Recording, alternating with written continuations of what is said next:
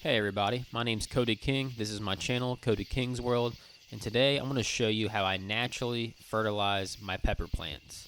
It has been a fantastic growing season here in West Virginia, and I can't wait to show you how nice these plants look, and I'm going to have some more videos in the future of the end of the year harvest, but so far everything is looking great.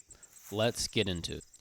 The three things that I use to fertilize my plants is compost, worm castings, and insect frass.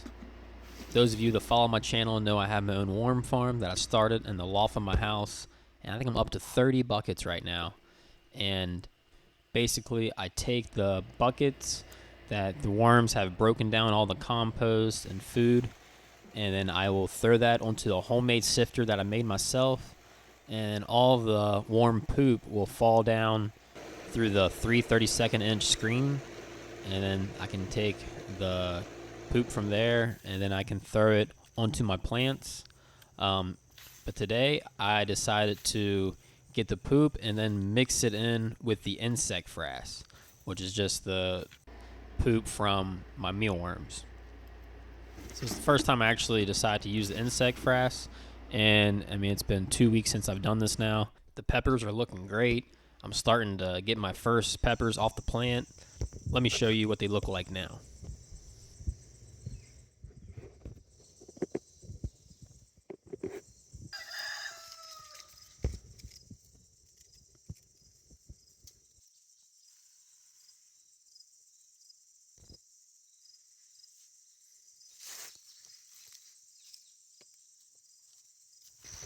This here is really cool, where I have a lemon drop pepper, and then I had a random volunteer tomato, and I let them grow together, and they're looking amazing right now. Alright, this is the insect frass with the worm castings. I got them mixed together. We're going to sprinkle this around the plant.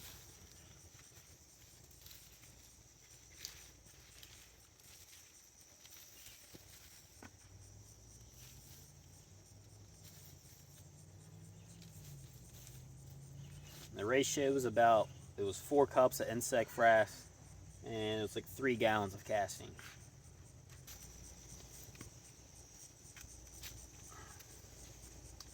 So I'm gonna leave, I'm not gonna cut the grass as I'm doing this. I'm gonna let it stay there for about 2 or 3 days, and then I'll come and I'll clip it. And I think that way the grass will help bring these nutrients down into the ground through its roots, and then I can cut this, and hopefully all that nutrients are brought down there. It's going to want to regrow. Hopefully those nutrients will get, kind of lost down there from all the roots, because the root system wants to kind of match what is up on top. So I believe if you let the grass get long, cut it, the bottom layer, the bottom part of the roots there, I would think it would kind of slow down or maybe die off a little bit to match what's on top. And then this plant here can then feed off of those roots, the dead roots from that plant. But also those roots would have the nutrients from the castings and the insect frass. That's just what I believe. It's what I'm thinking. But yeah, we'll see what happens. After I added the worm castings, I went back and I added fresh compost. The beautiful thing about this is that it didn't cost me any money, just a little bit of time and some hard work, and now I have beautiful compost that I can add to my plants and feed them. And this is attracting all the beneficial microorganisms that you want to help feed your plant. After I threw on the compost, I then added some living mulch on top, which is just shredded up leaves. There's some pine needles in there, and a little bit of bark, and some shredded up wood. But basically, this is a layer that will sit on top, and it'll help keep all those microorganisms alive, so the sun is not directly hitting the top of your soil. And also, it'll help keep the castings and everything, all the soil, nice and moist underneath of it. 6 days later, I went back and I cut all of the grass and any of the weeds that are around the pepper plants. I think pulling the weeds out you're actually going to be pulling out the root structure, and that root structure will be connected to the root structure of your pepper plant. So really you're stressing your plant out if you're pulling the weeds out once they get really tall like that. So just cut it as low as you can, and that will also help feed your plant, because all those roots on the bottom there, it's going to be shedding a little bit of those off. So the pepper plant can then feed off the other roots. But I think this is the best way of feeding your plants, and really is the most sustainable way.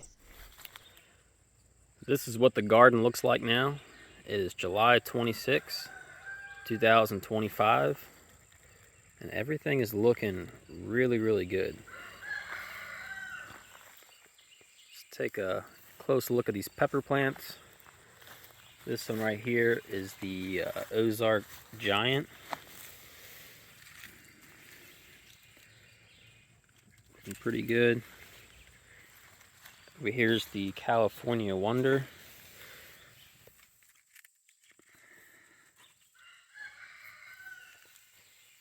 I haven't picked any peppers off it yet, but I am going to pick my first banana pepper today. Look at that. Beautiful looking. The banana pepper is right over here. Look at this. This one right here is ready to go.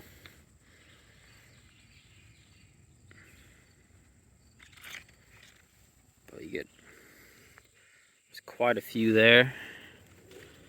You got more coming up there on the top. But beautiful looking. And look how tall these tomato plants are. And I'm feeding them the same things, just not the insect frass. I've only fed the insect frass to my pepper plants.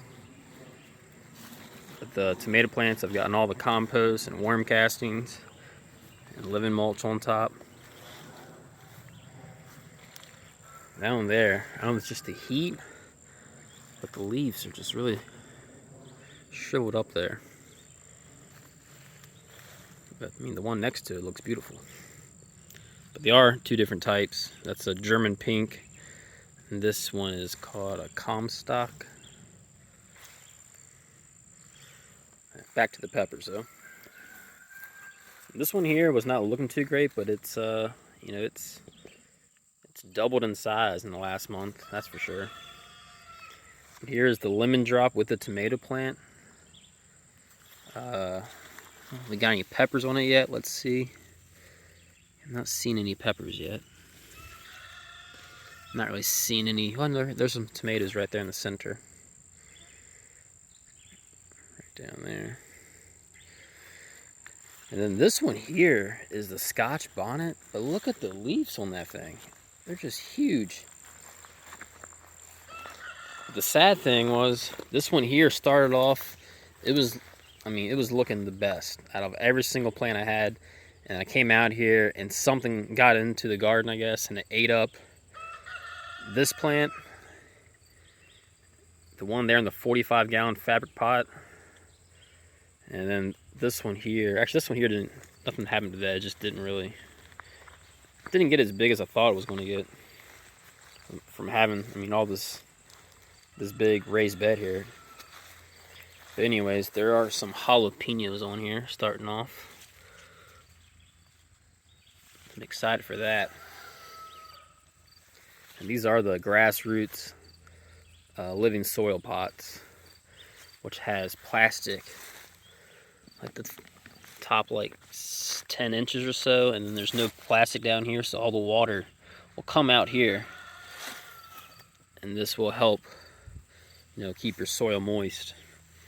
Whereas these fabric pots here, this is a 15-gallon one. When you water it, the water could come out here on the side. A lot of times it does. One more thing to take a look at before I end this video is I have those in fabric pots, but then I also put some directly in the ground. Here's the first one here. And it's looking pretty good. Not as tall. But look how tall this cayenne pepper is right next to it. Doesn't have, it's not a bushy looking pepper plant, but it's tall. But look at all the fruit on it. So many peppers on this thing. And that's what I like to see. I love cayenne pepper. I forget the name of this one. It's more of a sweet pepper, but it's looking really good. But those are in the ground. And when you step back here, you can really see the difference of the ones in the ground compared to the pots. And all these tomato plants here are inside of the ground as well. But look at those, and then look at these. I mean, they're twice as big, bushier. I mean, just beautiful looking tomato plants there. And they got so tall that I had to put that sprinkler on top of the ladder there. So, because it was just hitting the tomato plants next to it. Yeah, this is what it looks like right now for the tomatoes and peppers.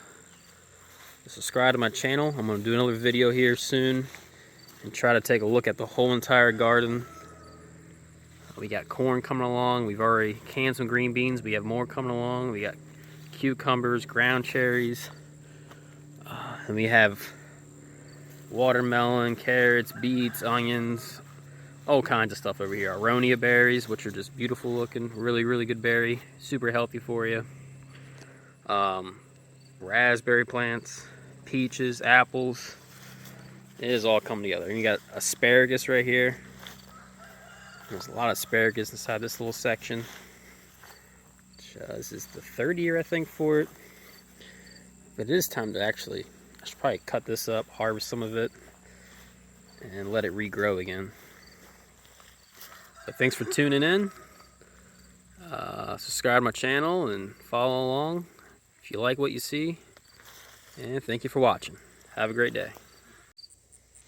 Forgot to mention that I also got guava growing here in West Virginia. This will be the second time I got a harvest off this plant. In the last 5 years I've been growing it. And I've been taking it inside the house in the wintertime and bringing it out in the summertime. Thanks for watching.